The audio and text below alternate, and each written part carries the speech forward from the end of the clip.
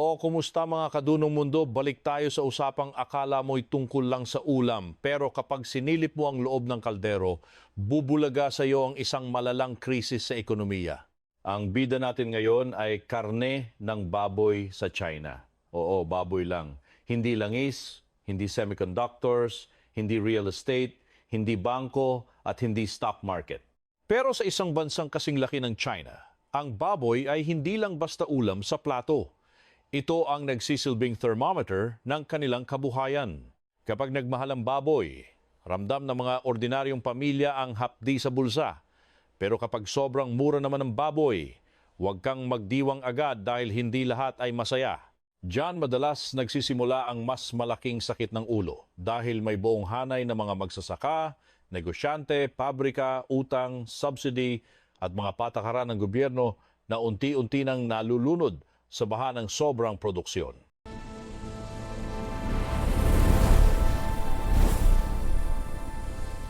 Para makarelate naman tayong mga Pilipino, tignan natin ang sarili nating hapagkainan. Sa Pilipinas, kapag sinabing baboy, seryosong usapan iyan. Nandyan ang adobo, lechon kawali, liempo, sisig, sinigang na baboy, menudo, barbecue, lechon sa fiesta, at kahit yung simpleng pritong baboy na isasawsaw sa suka at isasabay sa kanin. Sa maraming pamilya, kapag may konting budget, baboy agad ang isa sa unang hinahanap. Kapag tumaas ang presyo ng baboy sa palengke, damay agad ang karinderya, ang handaan, ang budget ni nanay at ang pagkain ng buong pamilya.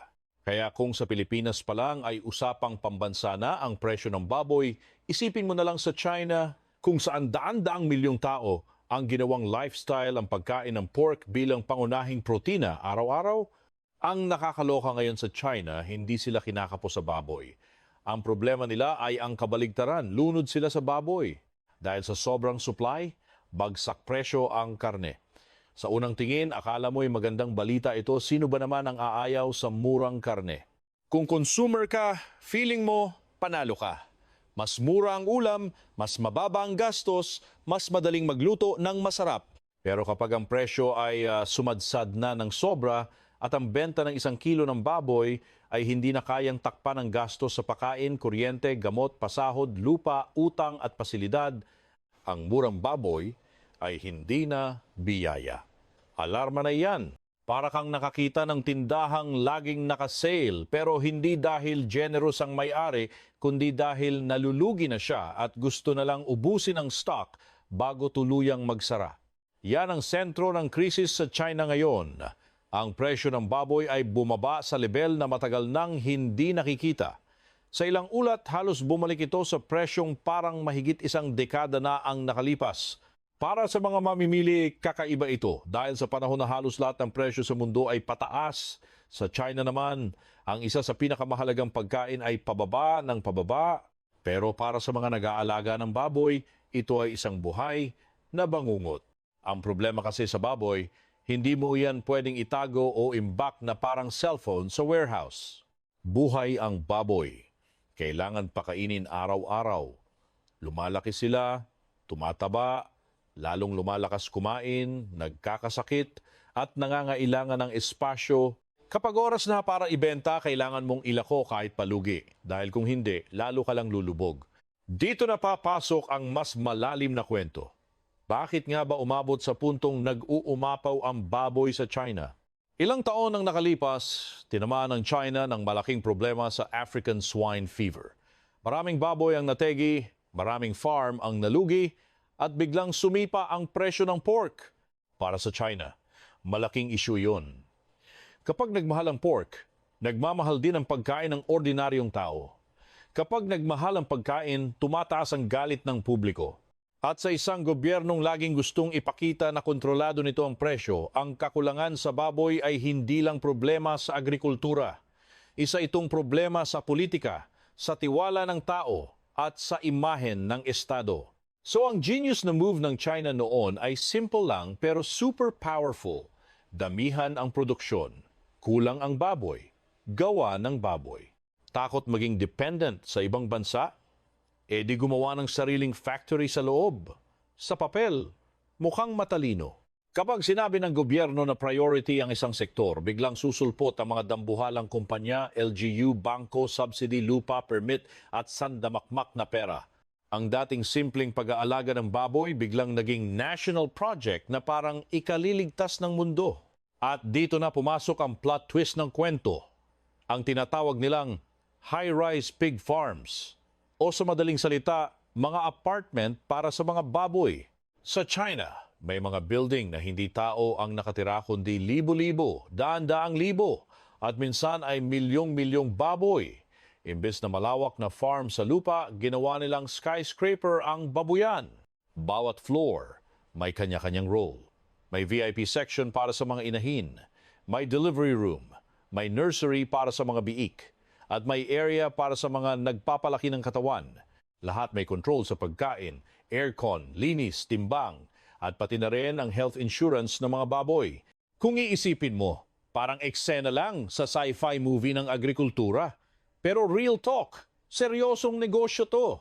May mga central control room na parang NASA. May automated feeding system. May conveyor at elevator pa. Ang pagkain. Nakaprogram na kung gaano karami, anong oras at saang floor dapat i-deliver ang feeds. Ang mga empleyado kailangan pang dumaan sa matinding disinfection bago makapasok, akala mo ay mag-oopera. Wala na rito yung lumang image ng magsasakang nakatsinelas sa putikan. Mas mukha na itong factory.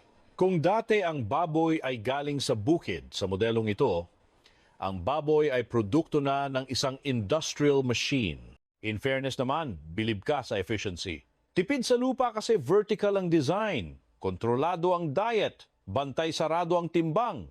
Kung gusto mong mag-produce ng milyong-milyong kilo ng karne, ito talagang tech na to ang magpapabilis sa lahat. Bakit ka pa aasa sa mga maliliit na farm na iba-iba ang quality at laging may problema? Kung pwede ka namang gumawa ng dambuhalang system na parang assembly line lang ng karne. Pero ang plot hole, kapag sobrang galing ng makina mo, minsan hindi mo na alam kung paano ipreno. Kapag sandamakmak na kumpanya ang sabay-sabay na nagtayo ng mga dambuhalang building, darating ang araw na luluwa na ang output. At yun na nga ang nangyari. Hindi lang isang kumpanya ang nakijoin sa hype. Maraming malalaking player ang nakakita ng pera. Kaya ayun, sabay-sabay silang nag-overdrive. Ang dating solusyon sa kakulangan unti-unti nang naging ugat ng oversupply, gasgas na ang galawan NATO sa China. Kapag may nasipat silang strategic na sektor, asahan mong raratsada ang expansion na parang walang bukas. Gas-gas na yan sa bakal, solar panel, battery, electric vehicle, real estate, at kung ano-ano pang trip nila. Kapag bumuhos ang puhunan sa China, hindi yan ambon lang. Delubyo yan. Basta may pera, lupa, utang, at basbas mula sa gobyerno, biglang lahat feeling investor at gustong sumali sa hype. Sa simula, mukhang wagi. Todo laki ang kapasidad. Bagsak presyo, hataw ang output. Pero kapag nag-overflow na, rat-rata na sa price war. Sa usapang baboy, ang price war ay hindi lang tungkol sa display. Buhay ang produkto mo rito. Kumakain ang produkto. Nagkakasakit ang produkto. Gumagala ang produkto. At habang pilit na ibinababa ang presyo, ang gastos, ayun, tuloy-tuloy lang sa pag-arangkada, dito mo malalasap ang pait ng murang baboy. Tuwang-tuwa ang mga taga-syudad dahil mas mura ang pork sa palengke, feeling naka-jackpot. Pero ang mga farmers sa probinsya, lalo na yung mga small-time producer, duguan na ang bulsa at luhuan pa ang mata. Ang mga dambuhalang kumpanya, petiks lang dahil may kapit sa bank loan, tech, automated system at economies of scale. Kahit malugi man sila, mas mahaba ang pisi nila. Pero yung maliit na nag-aalaga ng baboy, kapag sumipa ang presyo ng feeds at bumagsak ang farm gate price, nga na lang siya dahil wala siyang panangga. Bawat sako ng patuka ay dagdag gastos. Bawat araw na hindi na ibebenta ang alagang baboy ay dagdag na utang. Bawat sentimong bawas sa presyo ay bawas sa kakarampot na kita. O mas malala, dagdag pahirap sa lugi. Sa ganitong eksena, hindi uubra yung linyang ang galing. Mura ang pagkain. Dapat itanong, mura para kanino at sino ang nagbabayad ng mahal? Mura sa mamimili, pero pamatay ang kapalit para sa producer. Mura sa paningin ng mga taga-lungsod, pero pamatay sa kabuhayan ng mga taga-probinsya. Mura sa resibo ng consumer, pero ang mahal ng singil sa buong sistema kung maraming farm ang magsasara, maraming manggagawa ang mawawalan ng trabaho, at maraming utang ang hindi na mababayaran. Kapag sagad ang bagsak ng presyo, ang supply chain mismo ang naghihingalo. At kapag tumba na ang mga producer, asahan mong babaliktad ang mundo sa susunod. Biglang kukulangin ang supply at luluwa ang mata mo sa taas ng presyo. Parang pendulum na galing sa sobrang mahal, tumalon sa sobrang mura, tapos balik uli sa gulo. May isa pang rason kung bakit hindi rin masyadong nakakangiti ang China sa murang baboy, matamlay rin ang demand. Kung kampante ang mga tao sa ekonomiya, madaling magwaldas ng pera. Kakain sa labas, bibili ng sandamakmak na pagkain, todo handa, magse-celebrate at magpapakasarap. Pero kapag ang ekonomiya ay puno ng alalahanin, nagiging maingat at kuripot ang bawat pamilya. Sa China, maraming tao ang tostado sa paghina ng real estate, usad-pagong na paglago, pressure sa trabaho, takot sa kinabukasan, at pagbabago ng lifestyle. Kapag hindi sigurado ang sahod, kahit gaano mo pakabet ang pork, maghihigpit ka pa rin ng sinturon. Hindi naman ibig sabihin na hihinto ka ng kumain. Pero babaguhin mo ang dami, kalidad, at dalas ng iyong paglamon. Yan ang saklap na kombinasyon. Baha ang supply, habang tuyot naman ang demand. Parang nagluto ka para sa buong barangay, pero ang sumipot sa handaan ay kalahati lang. Kahit gaano pa kasarap ang pagkain, kung sobra-sobra, panis at sayang lang ang bagsak. Sa China, hindi lang ito simpleng handaan.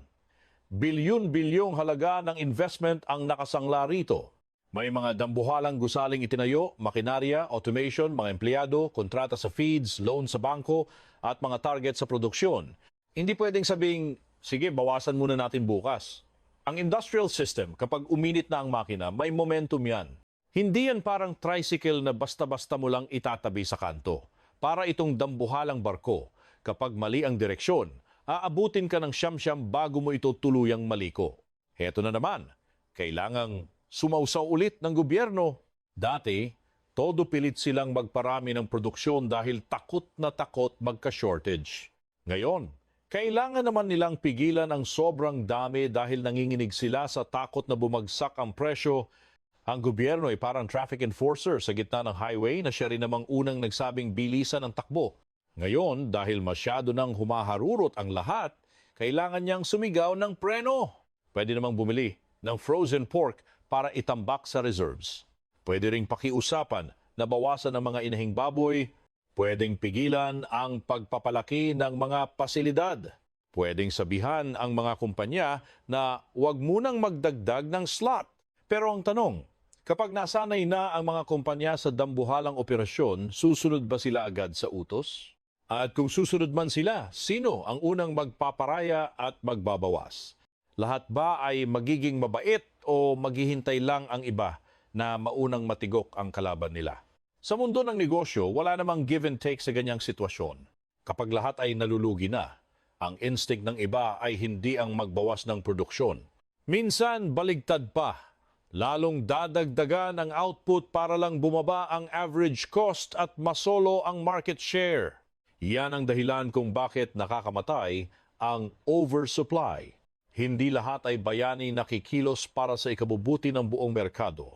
Mas marami ang gagawin ng lahat para lang maisalba ang sariling balat. Kapag baon ka sa utang dahil sa pasilidad mo, wala kang choice kundi magbenta. Kapag may mga empleyado kang pinapakain, kailangan mong ituloy ang operasyon. Kapag may fixed cost kang binabayaran, mas lalong mahirap magpreno. Kaya kahit barya na lang ang presyo, tuloy pa rin ang supply. At habang bumabaha ang supply, lalong hindi makabangon ang presyo mula sa hukay. Ang irony dito, ang China ay naging biktima ng sarili nilang galing. Dahil master silang mag-scale up, nakagawa sila ng dambuhalang pork production system. Dahil sa bilis ng kanilang industrialisasyon, ang dating simpleng farm ay naging mukhang factory na. Dahil sa sobrang dikit ng gobyerno at negosyo, nagawa nilang solusyonan ang takot sa kakulangan. Pero ngayong umaapaw na ang capacity, ang dating alas nila ay naging pabigat na. Ang mismong sistemang nagligtas sa kanila sa shortage ang siya ring nagtulak sa kanila sa kapahamakan ng glut. Para silang taong takot magutom kaya nagluto ng pang-isang barangay tapos ngayon hindi na alam kung saan isasaksak ang pagkain. At syempre, huwag nating kalimutan ang usapin ng sakit sa papel. Itong mga high-rise pig farm ay kontrolado raw at safe, may disinfection, may quarantine, may monitoring, at may controlled environment pa silang nalalaman. Pero ang malaking tanong, kapag siksikan ang tone-toneladang baboy sa iisang sistema, anong mangyayari kapag may isang virus na nakalusot? Sa lumang modelo na kalat-kalat ang mga farm, ang sakit ay pwedeng makulong sa isang lugar lang, kahit delikado pa rin. Pero sa ganitong sobrang siksik na sistema, ibang level ang panganib. Kapag ang isang virus ay nakapasok sa pasilidad na parang lata ng sardinas sa siksikan, ang epekto ay parang apoy sa tuyong damo. Mabilis, malawak, at napakamahal pigilan. Good luck na lang talaga. Para sa ating mga Pinoy, madali itong intindihin dahil sa African swine fever, alam natin kung gaano kasakit sa bulsa at sa puso ang ASF para sa mga hog raiser. Dito sa Pinas, daming backyard raiser ang tinamaan, daming lugar ang nagmassacre ng baboy, at daming pamilya ang nawalan ng kabuhayan. Kaya kapag nababalitaan nating may mga building sa China na puno ng libu-libong baboy, mapapatanong ka talaga, ligtas ba talaga yan? Totoo bang kaya ng technology na i-control ang lahat? O drawing lang yan? O baka naman gumagawa lang sila ng dambuhalang time bomb na tahimik lang habang okay ang lahat pero sasabog ng pagkalakas-lakas kapag may isang pumalpak? May issue rin sa kalikasan dahil hindi lang naman puro ulam ang hatid ng baboy. Hindi lang ito basta-bastang pork chop. Package deal ito kasama ang dumi, amoy, wastewater at methane. Isama mo na rin ang iba pang regalo na byproduct ng industriyang ito. Kung backyard farm lang, carry pa ang amoy, kahit problema pa rin. Pero kung milyon-milyon na ang usapan, hindi na uubra ang simpleng paghukay sa likod bahay o pag-agos sa kanal. Kailangan ng tunay na sistema, hindi yung drawing lang. Ang ganda pakinggan ng mga pangakong gagawing kuryente ang dumi, gagamit ng biogas, at ire-recycle ang lahat. Napakagandang tignan sa papel. Pero gaya ng kahit anong proyektong pang-industrial, ang malaking anyare ay nasa execution. Sino nga ba ang bantay sarado rito? O baka naman stricto lang kapag may nakatingin? Ano na lang ang mangyayari kapag nagtipid ang operator para lang lumaki ang profit? Ano ang magiging epekto sa komunidad na sasalubong sa amoy at dumi?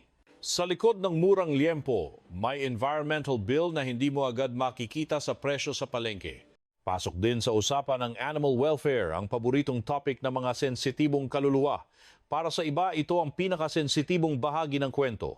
Kung titingnan sa lens ng efficiency, ang baboy ay isa lang unit of production, parang spare part lang sa makina. Pakainin, patabain, paramihin, benta repeat until profit. Pero kung gagamit tayo ng konsensya, buhay pa rin yan. Hindi basta-bastang hamon. May stress, nasasaktan, may natural na kilos, at may hangganan din ang katawan nila. Kapag ang buong existence mo ay sa loob lang ng industrial building mula birth hanggang katayan, may moral na tanong na hindi kayang sagutin ng Excel sheet, hanggang saan ba natin itutodo ang pagiging efficient? Kapag sobrang bagsak presyo ang karne, sino nga ba ang tunay na nagbabayad ng presyo? Ang magsasaka ba? Ang kawawang hayop ba? Ang kalikasan ba? O baka naman, ang susunod na henerasyon na ang sasalo sa kalat natin? Pero wag naman naging gawing pure evil ang mga kumpanyang ito. May logic din naman sila kahit medyo baluktot. Sa bansang siksikan ng tao, kailangan mong magpakain ng bilyon-bilyon. Kapag nagmahal ang bilihin, asahan mong maingay ang mga consumer. Kapag nagka-shortage, gobyerno agad ang punching bag.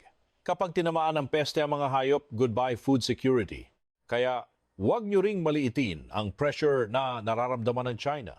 Kailangan nilang gumawa ng sistemang dambuhala, mabilis at kontrolado. Para sa mga policy maker, hindi ito kabaliwan. Solusyon daw ito sa panganib. Ang problema, ang solusyon nila ay naging sobrang laki na ito na mismo ang gumawa ng panibagong panganib. Dito natin makikita ang life lesson tungkol sa ekonomiya ng China. Sa mga nakalipas na dekada, ang tanging flex ng China ay ang kanilang capacity. Kayang-kaya nilang gumawa ng marami, mabilis, at syempre, mura. Kaya nga sila naging factory of the world, di ba? Pero sa bagong kabanata, hindi na sapat na kaya nilang gumawa. Ang tanong na ay kung may bibili pa ba? Kung may kikitain pa? Kung hindi ba nila sisirain ang sarili nilang market? At kung paano nila babalansehin ang supply at demand? Sa pork crisis na ito, kitang-kita ang pattern sa ibang sektor. Todo expansion, walang bumibili, bagsak presyo, lugi ang producer. Sabay pasok ng gobyerno para ayusin ang kalat na sila rin naman ang may gawa dahil sa sobrang pagmamadali. Para sa mga maliliit na magbababoy sa China, hindi ito abstract na usapan lang. Hindi lang ito basta-bastang chart o graph sa computer screen. Real-life horror story ito kung mababayaran pa ba ang utang, kung may kakainin pa ang pamilya, kung itutuloy pa ba ang pag-aalaga, o kung isusuko na lang ang pangarap at lalayas na sa industriya. Kapag ang pagsasaka ay napunta na sa kamay ng malalaking korporasyon, wasak ang rural economy. Hindi na uubra ang pagiging masipag lang. Baliwala na rin ang karanasan mo. Kailangan mo na ng sandamakmak na kapital, system, tech, scale, data, at access sa market. Ang maliliit na producer ay parang sari-sari store na biglang tinabihan ng higanteng supermarket na may sariling warehouse, delivery fleet, at discount campaign. Kahit gaano ka pa kasipag, talo ka na agad dahil binago na nila ang rules ng laro. At kapag nategi na ang mga maliliit na producer, good luck na lang sa long-term effect. Sige, kunwari mura ngayon kasi efficient daw ang mga dambuhala. Pero kapag masyadong monopolya na ang industriya, iilang bida na lang ang may hawak sa leeg ng supply. Sa umpisa, pa-sale kunwari. Sa huli, lamunan na. Kapag sinugi na ang mga maliliit at iilang higante na lang ang natira, sila na ang hari ng merkado. Kaya yang murang presyo ngayon, hindi yan garantiya na mura pa rin bukas. Minsan, ang sobrang babang presyo ay ginagamit lang ng malakas para malusaw ang mahihina. Pagkatapos, kapag wala ng kalaban, asahan mong ibang usapan na yan. May bonus pang plot twist ang pag-export ng Chinese pork model sa ibang bansa. Kapag hindi na sila makahinga sa loob ng China, natural na maghahanap ang mga dambuhalang kumpanya ng mabibiktima sa ibang merkado. At syempre, ang Southeast Asia ang perfect na target. Maraming bansa rito ang mahilig sa baboy, dumarami ang tao, nag-urbanize, at laging gipit sa budget sa pagkain. Kung itatayo rito yung Chinese-style industrial pig farming, baka nga bumaba ang presyo ng pork. Pero baka burado rin ang lokal nating agrikultura. Ang tanong para sa bawat bansa, kakagat ba tayo sa murang karne kapalit ng pagiging alipin ng mga dambuhalang korporasyon? Paano na ang mga lokal na hog raiser? Paano ang biosecurity? Paano ang dumi? Paano ang standards? Para sa Pilipinas, kailangang maging marites tayo rito kahit hindi tayo ang main character sa krisis. Una, dahil certified pork-loving country tayo. Kapag ginalaw ang global pork market, damay tayo, direkta man o hindi. Pangalawa, dahil sariwa pa ang trauma natin sa ASF at sa presyong ginto ng baboy. Alam nating lahat ang feeling na yung dating simpleng ulam, biglang naging luxury item. Pangatlo, dahil ang Pilipinas ay laging naipit sa gitna. Gusto ng murang lamon para sa consumer, pero gusto ring huwag mamatay sa gutom ang mga lokal na magsasaka at hog raiser. Good luck sa pagbalanse niyan. Kapag masyadong welcome ang imported pork, wasak ang local producers. Kapag masyadong mahigpit naman ang merkado, iiyak ang bulsa ng mga ordinaryong pamilya. Kaya, yang krisis sa China. Parang spoiler alert yan para sa Pilipinas. Hindi sapat yung tanong na, paano ba mapapamura ang baboy? Dapat itanong din, paano mapapamura nang hindi pinapatay ang sarili natin? Hindi solusyon ang puro import kapag kinakapos. Kailangan ding ayusin ang biosecurity, veterinary system, cold chain, feed supply, logistics, at access ng maliliit na racer sa pautang at technology. Kung hindi, forever tayong nasa loop. Kapag may sakit, kulang ang supply. Kapag kulang ang supply, tataas ang presyo. Kapag tumaas ang presyo, mag-i-import. Kapag dumami ang import, luhaan. ang local raiser. Kapag humina ang local raiser, mas lalo tayong magiging sunod-sunuran sa labas. May lesson din dito tungkol sa pagkain bilang national security. Akala kasi ng iba, ang security ay puro barko, armas, base militar o teritoryo lang. Pero bes, security din ang laman ng sikmura. Kung ang isang bansa ay hindi kayang pakainin ang mga tao sa presyong hindi masakit sa bulsa, laging may pressure sa lipunan. Kapag mahal ang pagkain, bad trip ang lahat. Kapag lugi ang farmer, bagsak ang ekonomiya sa probinsya. Kapag umasa ka lang sa ibang bansa, vulnerable ka sa trade disruption. Kapag sobra naman ang production, bagsak presyo at tepok ang producer. Kaya ang tunay na hamon ay hindi lang paramihan o bawasan. Ang hamon ay balanse. Sa kaso ng China, wale ang balanse. Nagsimula sila sa takot na maubusan ng baboy kaya todo-todo ang gawa ng dambuhalang kapasidad. Ngayon, kailangan nilang pigilan ang sarili nilang likha.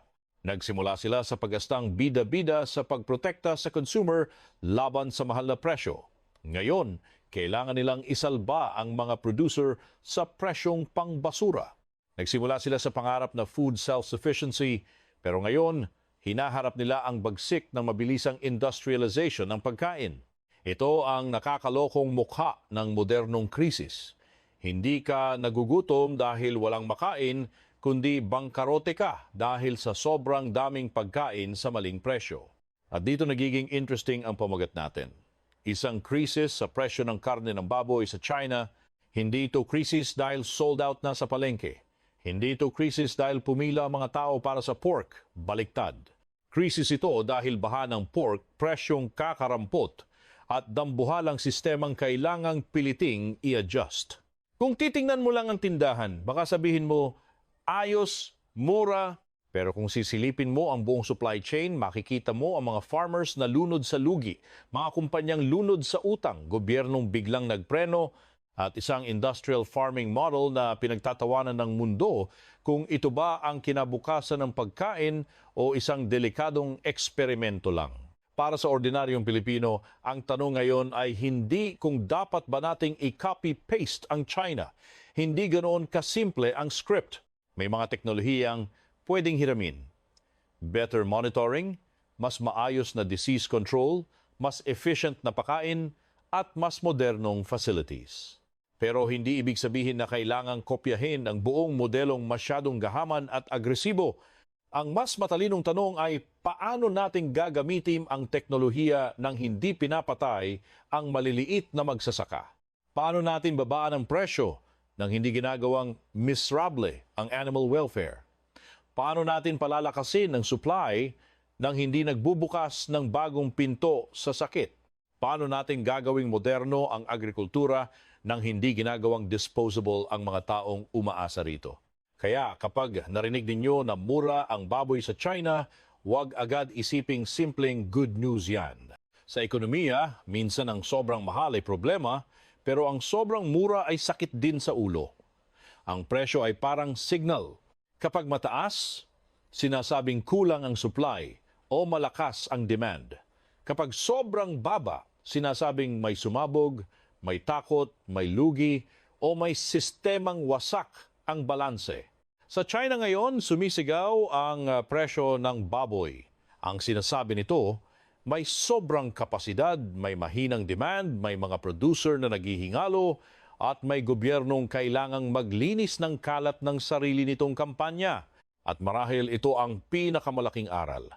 Hindi porket kayang palakihin, dapat nang palakihin ng walang hanggan. Hindi lahat ng kayang i-automate ay dapat gawing parang walang limitasyon. Hindi lahat ng pagkain na kaya nating gawing mura ay tunay na mura kapag isinama na ang utang, kalikasan, sakit, hayop, farmer at ang kinabukasan ng merkado. Sa plato, isang piraso lang ng baboy ang nakikita natin. Pero sa likod nito ay isang buong mundo ng mga desisyon, panganib at pansariling interes. Iyan ang dahilan kung bakit sa dunong mundo, hindi lang natin tinitingnan ang presyo sa palengke, tinitingnan natin kung anong drama ang nakatago sa likod ng presyo. Sa huli, ang China ay nagpapakita sa atin ng isang napakamodernong kabalintunaan. Ang bansa na dating takot sa kakulangan ng pork ay ngayon takot sa baha ng pork. Ang gobyernong nagtulak sa pagpaparami ay ngayon kailangang magmakaawang magbawas. Ang mga kumpanyang nag-flex ng high-tech pig farms ay ngayon kailangang lunukin ang pait ng mababang presyo. Ang consumer na nakikinabang sa murang karne ay posibleng dedma sa farmer na nalulugi sa kabilang dulo. At ang mga bansang tulad ng Pilipinas ay kailangang manood ng mabuti dahil ang anumang topak sa malaking merkado tulad ng China ay siguradong aabot sa ating pagkain, presyo, import policy at kabuhayan ng ating mga lokal na hog raisers. Kaya sa susunod na lalamon ka ng adobo, liempo, sisig o sinigang, baka pwedeng maalala mo na yang karne sa plato mo ay hindi lang basta ulam na pampabusog. Produkto yan ng lupa, patuka, pagod, sakit, puhunan, mga batas na ewan, kalakalan, at presyong parang roller coaster. Sa China ngayon, yung baboy ang naging bida sa serye ng kanilang bagsak na ekonomiya. Sobrang daming supply pero walang gustong bumili. At para sa Pilipinas, isa itong malaking I told you so na kahit masarap ang mura, mas mahalaga ang sistemang hindi basta-basta guguho. Kasi kung presyo lang ang uunahin natin, baka sa huli, tayo rin ang magbayad ng mas malaking utang na loob at pera. Kung may napala ka sa paliwanag na to, huwag kang aalis dito sa dunong mundo dahil dito natin hinihimay ang mga balitang akala mo ay boring lang. Pero kapag tinitigan mong maigi, konektado pala sa bulsa mo, sa trabaho mo, at sa kinabukasan nating lahat ng mga ordinaryong tao lang. I like mo tong video, mag-subscribe ka na rin. At i-share mo sa mga tropa mong mahilig lumamon pero gusto ring malaman kung bakit ang presyo ng 1 kilo ng baboy ay sapat na para ikwento kung gaano kagulo ang direksyon ng isang buong bansa.